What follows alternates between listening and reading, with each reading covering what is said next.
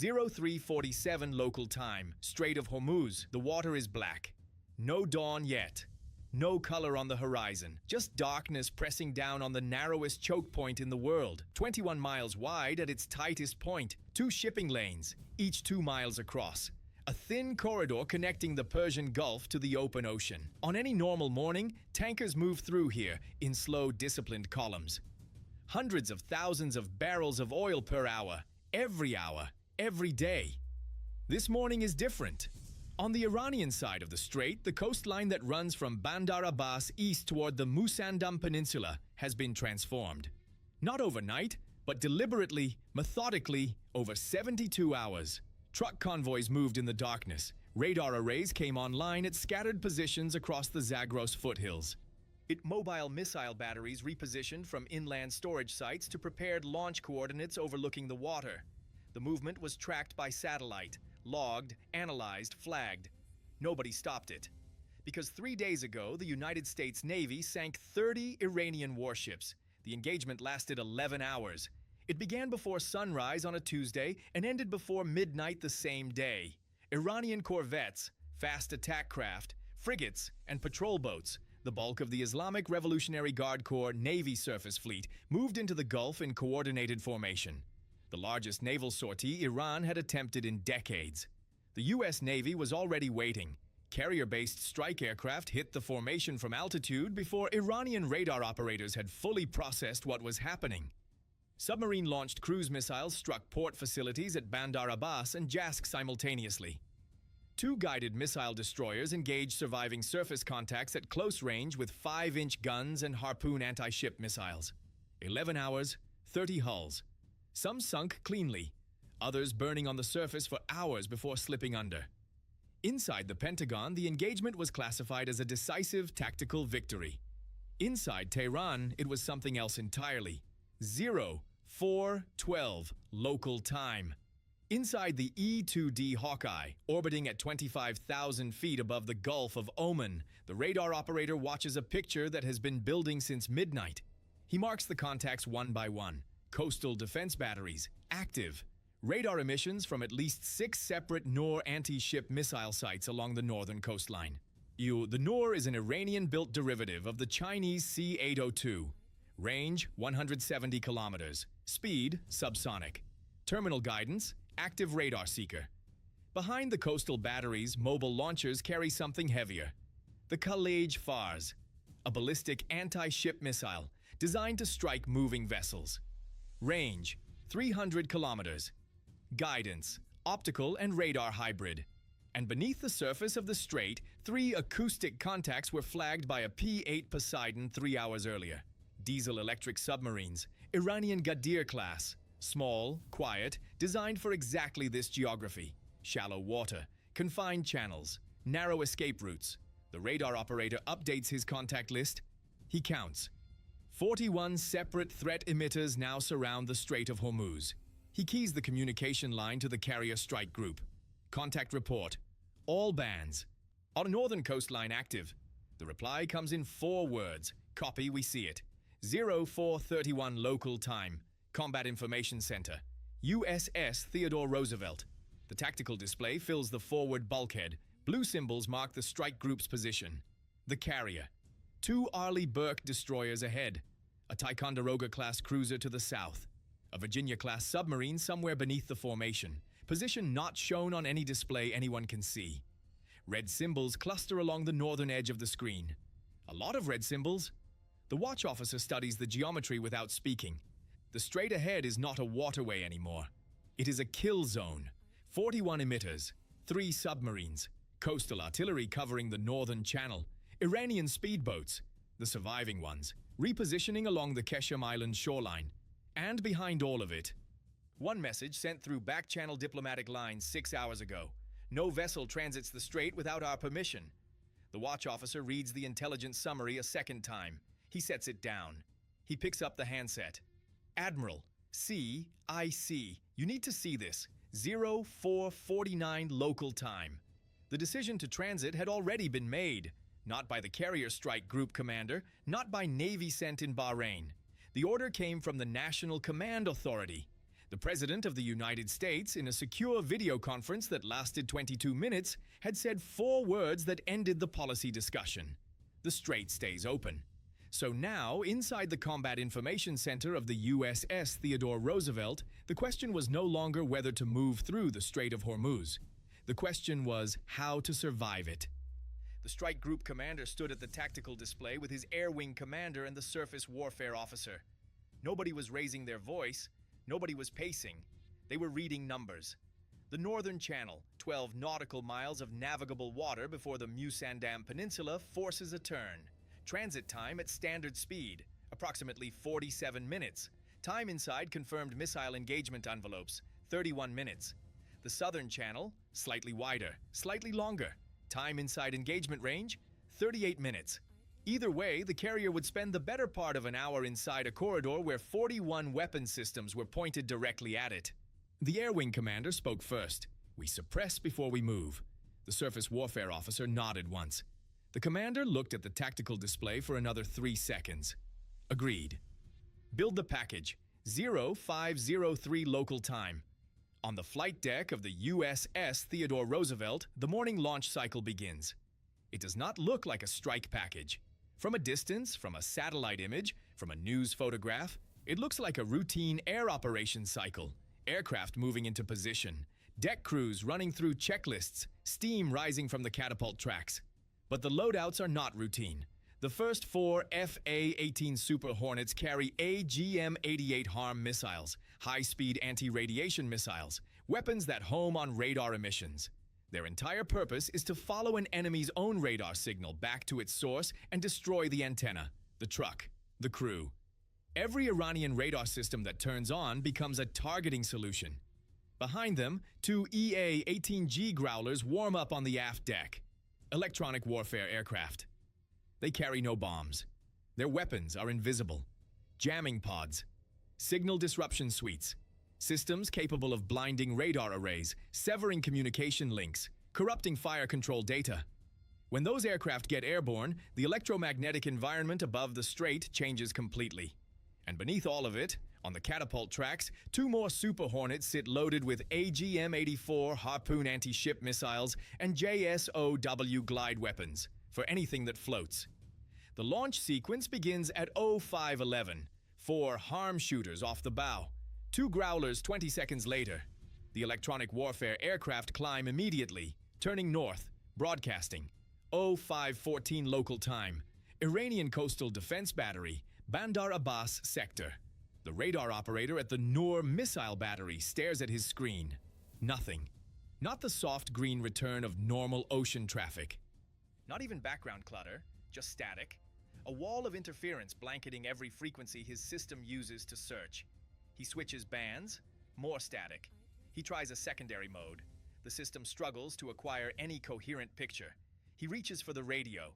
Before he can key it, the harm missile reaches his antenna at Mach 2. The explosion is small by military standards, localized, but the radar is gone. The antenna, the receiver, the entire targeting chain, destroyed in 3 seconds without any warning at all. 11 miles to the east, a second harm reaches a second battery, then a third. The 4 harm shooters work systematically across the northern coastline. Not every battery, not all at once, only the ones that are radiating, only the ones that have turned their radar on. The lesson is immediate.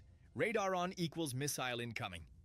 Inside the remaining Iranian battery positions, operators begin turning systems off. Passive mode, no radar emissions, no targeting data. They still have missiles. They still have the College Far's ballistic weapons. But without radar, without a targeting solution, those missiles can only fire blind. Iran designed for this possibility. The College Far's uses optical guidance in terminal phase. It does not need radar for its final approach, but it does need someone to locate the target first. And right now, finding the carrier strike group is becoming harder by the minute. 0522 local time. 2 things happen simultaneously. Above the strait, the Growlers tighten their jamming coverage, extending the electronic fog another 40 miles to the north. Iranian communications between battery positions degrade. Coordination between missile sites or submarine controllers and the fast attack boat formations around Keshem Island becomes fragmented. Below the surface, the USS Hartford, the Virginia-class submarine whose position appears on no display, moves into firing position. Her target is not the coastal batteries. The harm shooters are handling those. Her target is the submarine threat. 3 Iranian Ghadir-class submarines had been tracked by the P-8 Poseidon for hours. Small vessels, displacement under 120 tons, designed to operate in exactly this environment. Shallow water, acoustic complexity, narrow channels. The Strait of Hormuz is the geography they were built for, but the Hartford has been tracking them since 0200. Inside the submarine's combat control system, 3 firing solutions sit ready, calculated, updated every 30 seconds as the target submarines continue their slow creep toward the transit corridor. The watch officer monitors the geometry. The first Ghadir is positioned in the northern channel, depth 40 meters, moving at 2 knots. The second holds position near the Keshum Island shelf, stationary, waiting. The third is deeper, running south along the Omani side of the strait, attempting to flank. The Hartford's captain reads the movement of the third submarine for several seconds. He understands what it is trying to do. If the carrier enters the northern channel, the first 2 submarines attack from the front. The third comes from beneath and behind. 3 angles, 3 torpedoes. He has seen this geometry before. He keys the intercom. Firing point procedures, tubes 1, 2, and 3, 0529 local time. The strait is 21 miles wide. The carrier strike group enters the northern channel at 0529 exactly. The carrier moves at 18 knots. Its bow cuts through dark water that catches the first gray light of pre-dawn on its surface. The 2 destroyers ahead push their speed up, widening the defensive perimeter. The cruiser holds position to the south, its Aegis radar spinning at full power, tracking everything. Above them, the Growlers maintain their orbit. The harm shooters sweep north in a racetrack pattern, waiting for any radar to come back online. Below them, the Hartford fires. 3 Mk-48 torpedoes leave the submarine in sequence. The intervals between launches are measured in seconds. Tube 1, Tube 2, Tube 3. Each weapon accelerates away on a separate bearing, tracking a separate target. Inside the northern channel, the first Iranian submarine hears it, a faint propulsion signature at first, distant. Then the active sonar pulse hits the hull, and there is no ambiguity left. Torpedo. Inbound. The captain reacts without hesitation. Emergency maneuver. The Ghadir tilts sharply. Countermeasures launch. Small acoustic decoys burst into the water, generating noise designed to pull the weapon off target. The Mk-48 adjusts. The Ghadir is 120 tons. The Mk-48 tracks at 55 knots. The submarine has nowhere to go in 40 meters of water. The detonation comes 38 seconds after launch. The pressure wave rolls across the seafloor and climbs the hull of every ship in the transit corridor simultaneously. 0533 local time. Inside the carrier's Combat Information Center, the sonar supervisor marks the first contact as destroyed. Then the second explosion arrives through the hull, lower, more distant, somewhere beneath the Keshum Island shelf. Second contact gone. The watch officer watches the third track on the display, the Ghadir that tried to flank south. The torpedo chasing it enters the acoustic shadow of the Omani continental shelf. The track disappears from the display. Then it reappears. Then a third detonation registers on the passive sonar receivers. The watch officer updates the log. 3 subsurface contacts, all neutralized. He pauses. Transit continues. 0541 local time. The Khalij Fars missile launches at 0541. Not from the north coast. From a mobile launcher that had moved overnight to a prepared position in the hills above the Musandam Peninsula. The Omani side, technically. Iranian forces had crossed the border in darkness 3 days before the U.S. strike on the fleet. The missile climbs steeply after launch, ballistic trajectory. The optical seeker in the nose looks for a target on the water below. On the carrier's electronic warfare displays, the launch signature registers immediately. Ballistic contact, bearing 032, altitude climbing. The tactical officer looks at the projected impact point, the carrier. Inside the Aegis system aboard USS Leyte Gulf, the threat classification completes in under 2 seconds. Ballistic trajectory, anti-ship variant. The SM-3 Block IB missile sits in the vertical launch cell, already assigned. The firing order takes 3 words: engage, shoot, shoot. The SM-3 leaves the launch cell at 054114. It climbs at angles no aircraft can match. Outside the atmosphere briefly. Then back in, descending toward the intercept point where the College Fars will be. The 2 missiles find each other at 054147, 33 seconds from launch to intercept. The explosion happens 24,000 feet above the strait. A brief, silent bloom of light visible to sailors on the carrier's flight deck who happen to be looking north at the right moment. Nobody cheers. A second College Fars launches 11 seconds after the first. Another SM-3 is already in the air. Second intercept, 054209, 0547 local time. The Iranian fast attack boats come at 0547, 14 of them, surviving elements of the IRGCN formation that had pulled back to Keshim Island 3 days earlier. They move in 2 columns, emerging from behind the island's eastern headland at high speed, 40 knots, 45. Each boat carries multiple rocket launchers and at least 2 crew-served anti-tank missiles adapted for use against ship hulls. Not capable of sinking a destroyer, capable of killing sailors, capable of damaging sensors, capable of slowing a ship long enough for something else to arrive. That is the tactic. Not victory. Delay. Inside the CIC, the small boat contacts appear across the tactical screen all at once. Fast, low, multiple. The watch officer studies the formation geometry. 2 columns converging on the northern channel from the east, timing designed to intercept the carrier's path. He looks at the intercept clock. 6 minutes to engagement range. Flight deck. CIC. Launch the Seahawks. 3 MH-60R helicopters lift from the destroyer decks almost simultaneously, armed with Hellfire missiles and 7.62mm door guns. They accelerate toward the fast attack boat formation at low altitude, staying below the skyline of Keshim Island as long as possible. At the same time, the 2 destroyers ahead of the carrier accelerate, not toward the boats, into a blocking position. Their guns come to unmanned automatic mode. The Mk-45 5-inch gun on the lead destroyer begins tracking. First Hellfire at 0549. The lead Iranian boat erupts in a column of fire and smoke that rolls across the water. The formation breaks slightly, spreading wider. The helicopters follow the spread. Second Hellfire, third. The Mk-45 gun opens at 0550, 20 rounds per minute, accurate to 4 kilometers. The Iranian formation turns back at 0551. 4 boats do not turn back. They are already burning. 0559 local time. At 0559, the USS Theodore Roosevelt crosses the midpoint of the Strait of Hormuz, 21 miles. The narrowest point now behind her. The northern channel is open. Above the strait, the Growlers continue their orbit. The harm shooters return to tanker track. Below the surface, the Hartford moves south, following the formation at distance. Inside the Combat Information Center, the watch officer writes the engagement summary into the operational log.